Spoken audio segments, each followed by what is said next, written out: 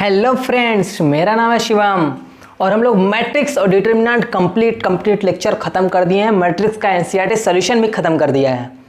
अब मैंने सोचा जब इतना सब हो गया है तो सिंपली आपके लिए एक मैट्रिक्स का वन शॉट रिवीजन क्यों न लाया जाए।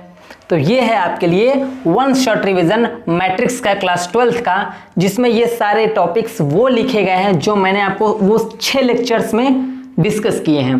पहले लेक्चर में शायद इंट्रोडक्शन और डिफिनीशन वगैरह बताया था, सेकंड में टाइप्स ऑफ मैट्रिक्स और इक्वालिटी ऑफ मैट्रिक्स बताया था, थर्ड में अलजेब्रा बताया था, उसके बाद फोर्थ में शायद ट्रांसपोज ऑफ ए मैट्रिक्स और इसको सिमेट्रिक बताया था।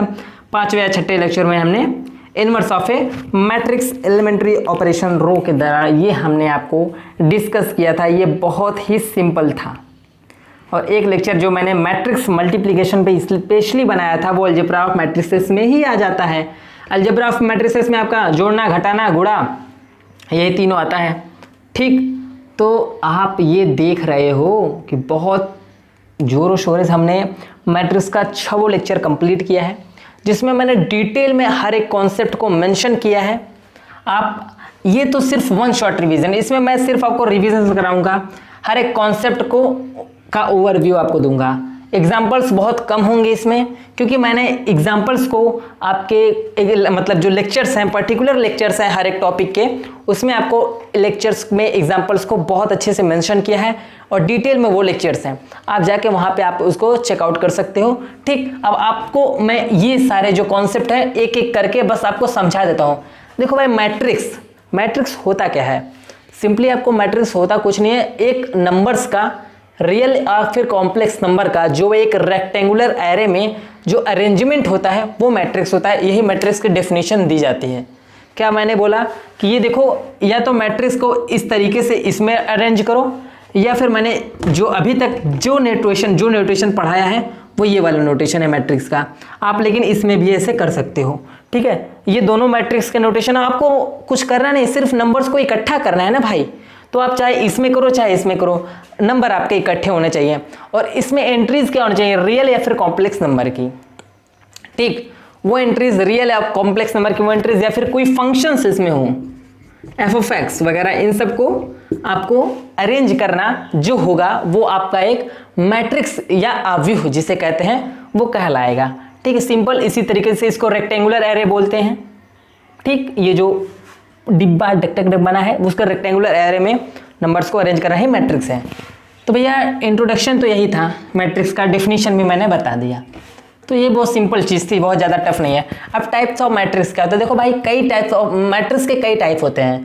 ठीक, row matrix, column matrix, square matrix, zero matrix, diagonal matrix, scalar matrix, identity matrix, horizontal matrix, vertical matrix, triangular matrix. इस ट्रायंगुलर मैट्रिक्स में दो आते हैं, एक अपर ट्रायंगुलर आता है और एक लोअर ट्रायंगुलर आता है। सिंपल दो चीज़ होती हैं। तो मैंने ये सभी मैट्रिक्स के टाइप्स को एक एक करके मैं आपको चल रहा हूँ बताने। रो मैट्रिक्स क्या होता है। रो मैट्रिक्स वो मैट्रिक्स होता है जिसमें रो की संख्या सिर्फ एक हो, वो मैट्रिक्स हमारा रो मैट्रिक्स होता है, जिसमें रो की संख्या 1 हो।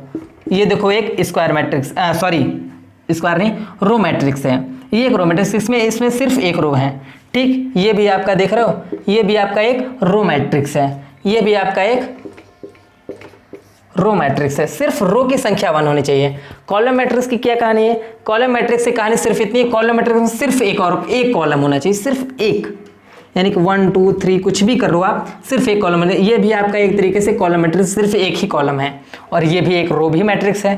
रो और कॉलम मैट्रिक्स एक सिंगल मैट्रिक्स का, सिंगल एलिमेंट का एक मैट्रिक्स बना है। अब देखो मैट्रिक्स में कुछ और चीज़ें जान लो।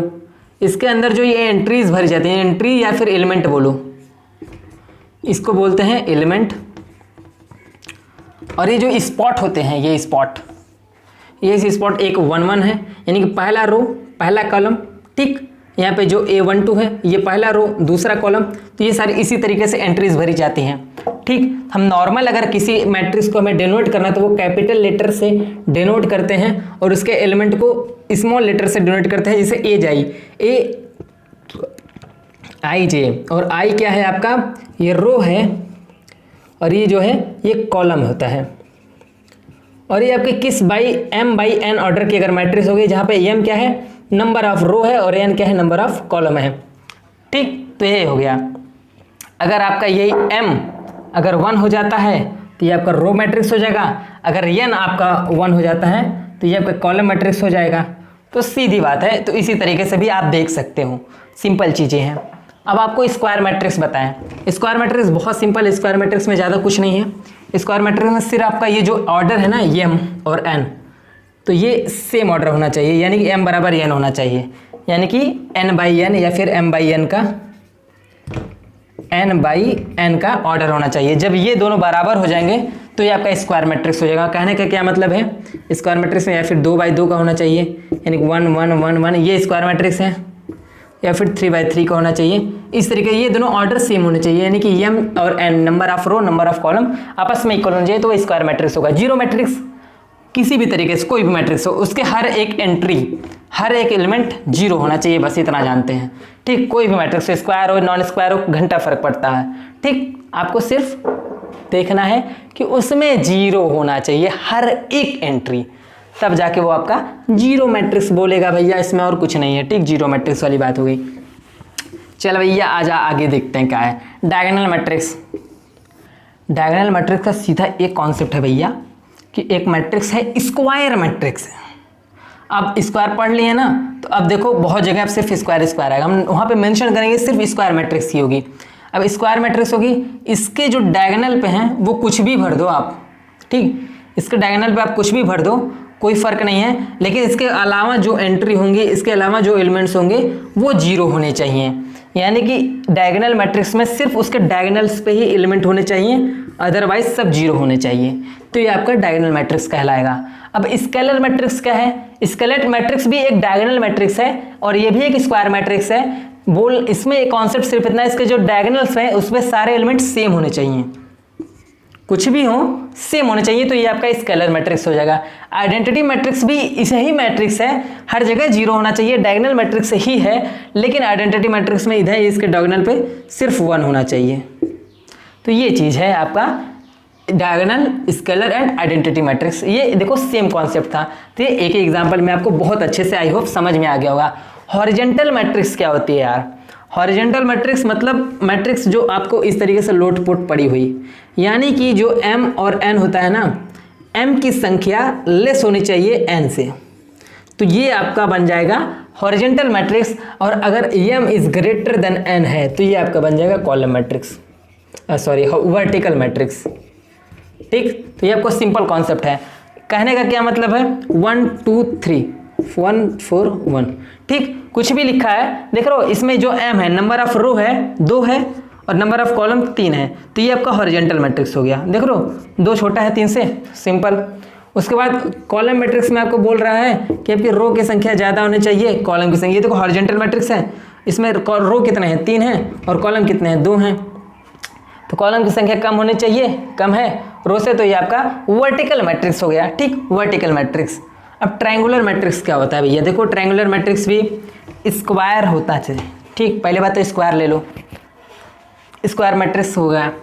चलो भैया, यानी कि n/n, यानी कि दोनों ये बराबर है। ठीक, अब इसका डायगोनल ले लो आप, इसका डायगोनल पे कोई भी एलिमेंट आपको मान लो a है b है c है, कोई फर्क नहीं पड़ता, कोई भी एलिमेंट हो। उसके बाद अगर इस डायगोनल के ऊपर की जो एंट्रीज बचती हैं, अगर ये नॉन जीरो हैं तो ये अपर ट्रायंगुलर मैट्रिक्स होगा, यहाँ पे जीरो रखना पड़ेगा।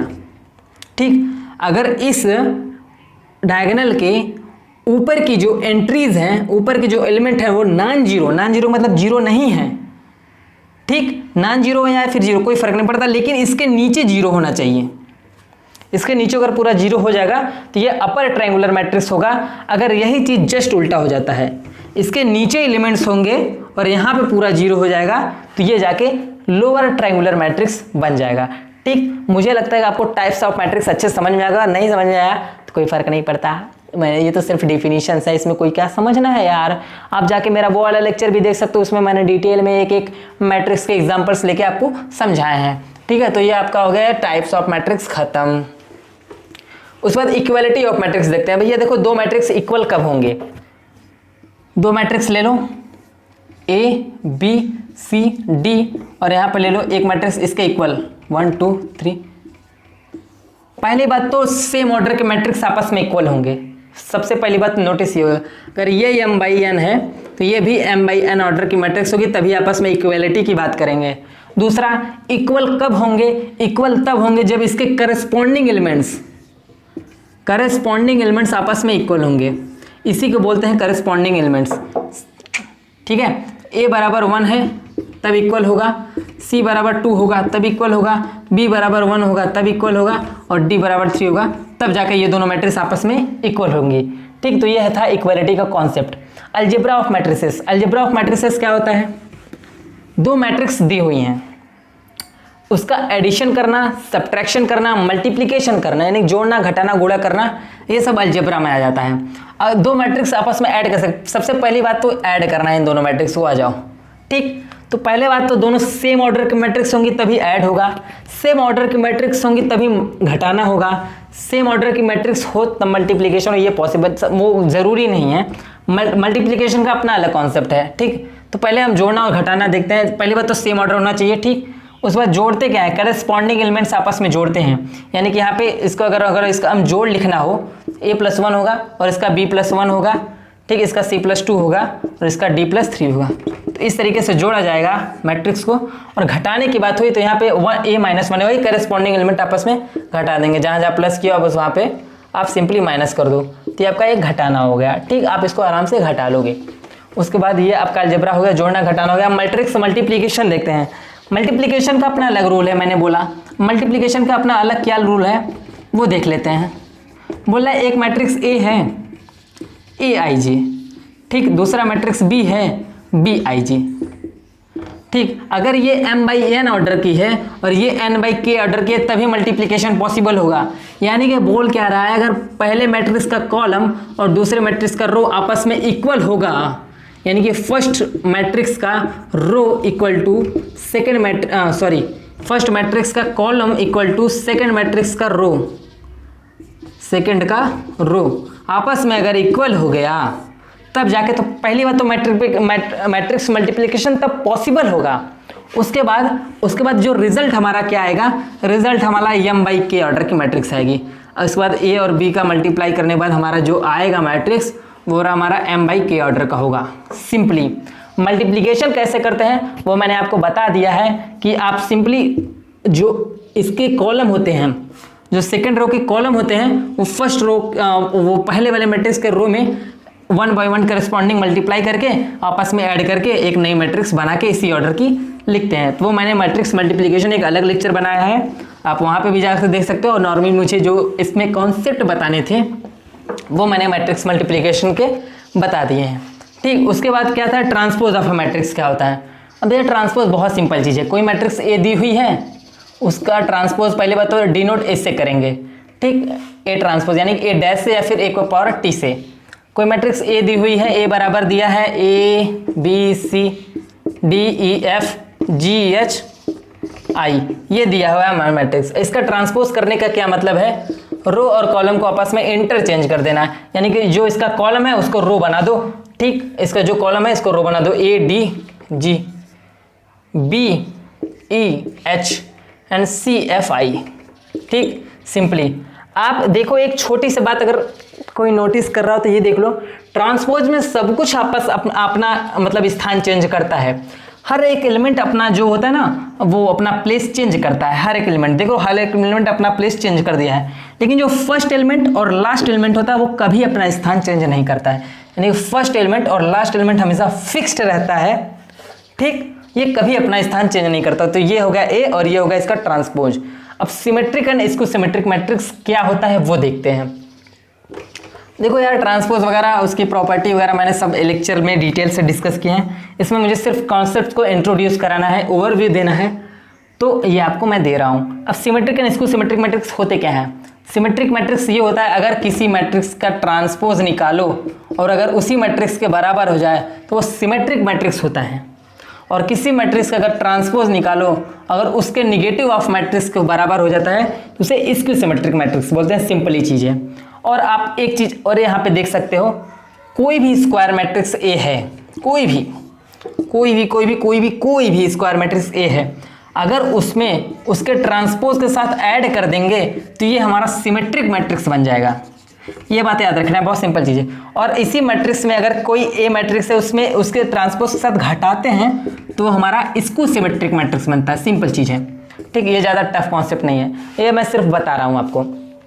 और एक थ्योरम ये भी है कि किसी भी आप एक स्क्वायर मैट्रिक्स को उसके सम ऑफ सिमेट्रिक मैट्रिक्स, ये देखो सिमेट्रिक मैट्रिक्स है, और उसके इसको सिमेट्रिक मैट्रिक्स के सम के रूप में लिख सकते हो। ये देखो ये भाग आपका इसको सिमेट्रिक है, ये आपका सिमेट्रिक भाग है, तो इन दोनों को हम ऐड करके आप कोई भी स्क्वायर मैट्रिक्स आप पा सकते हो, ठीक है। तो ये सिंपल चीज़ है, मैंने एग्जांपल्स के थ्रू हर एक कॉन्सेप्ट को डिस्कस किया है, और एनसीईआरटी सॉल्यूशन में मैंने भी कई सारे क्वेश्चंस कराए हैं जिसमें इसको अच्छे से क्लियर किया है। तो आप वो सारे लेक्चर्स को देखना, क्योंकि कंटिन्यूटी बहुत डिपेंड करती है हर एक कॉन्सेप्ट को सीखने में। आपको हर एक लेक्चर में कंटिन्यूअस होना पड़ेगा, तभी आप उस लेक्चर को अच्छे से सीख पाओगे। और सीखने के लिए तो भाई कंटिन्यूटी उतनी ही ज़रूरी है जितना कि आपका ब्रेन शार्प होना। शार्प है कोई फ़र्क नहीं पड़ता, ठीक है। कंटिन्यूटी रहेगी ना, तो ये किसी का शार्प नहीं भी रहेगा ना तो इतना शार्प बन जाएगा कि वो जो नहीं पढ़ रहा है ना उससे भी बहुत कई गुना आगे निकल जाएगा। तो यार देखो, अब इंटर आ गया है, इसमें कोई तेज और कमज़ोर नहीं होता, तेज कमज़ोर सब छोटे में होते हैं। जो इंटर में मेहनत किया वो आगे चला जाएगा, चाहे वो पीछे वाला ही बैक बेंचर ही क्यों ना हो, ठीक। तो इसमें आपकी कोई गलतफहमी नहीं होनी चाहिए। आपको हर एक कॉन्सेप्ट डिटेल में सीखना है, और मैं आपको हर एक मैथमेटिक्स का हर एक कॉन्सेप्ट 11 12th का आपको मैं सिखाऊंगा। ये 12th का ये लेक्चर सीरीज चल रहा है, 11th का भी पैरेलल एक एक लेक्चर, और एक एक लेक्चर 11th और 12th का मैंने रोज अपलोड कर रहा हूँ, तो आप सीख सकते हो। 12th वाले भी 11th का कॉन्सेप्ट सीख सकते हैं, BHU और ये सब एंट्रेंस निकालने के लिए, NDA वगैरह क्लियर करने के लिए दोनों देख सकते हैं सब, ठीक है। तो ये सब बहुत ज़रूरी है कि आपको हर एक कॉन्सेप्ट पे पकड़ होनी चाहिए। तो जैसा कि मैंने ट्रांसपोज, सिमेट्रिक एंड इसको सिमेट्रिक ये सब डिस्कस किया। Inverse of a matrix by elementary operation, किसी मैट्रिक्स का इनवर्स कब निकलता है, ठीक, कैसे कैसे निकाला जाता है, वो सब मैंने आपको लेक्चर्स वाइज में मैंने अच्छे से डिस्कस किया है। लेकिन मैं आपको, जैसे आपको देखो कोई मैट्रिक्स ए है, इसकी आपको कैसे, अगर आपको पता करना है कि यार इसका इन्वर्स एग्जिस्ट करता है कि नहीं करता है, तो वो कैसे पता करेंगे।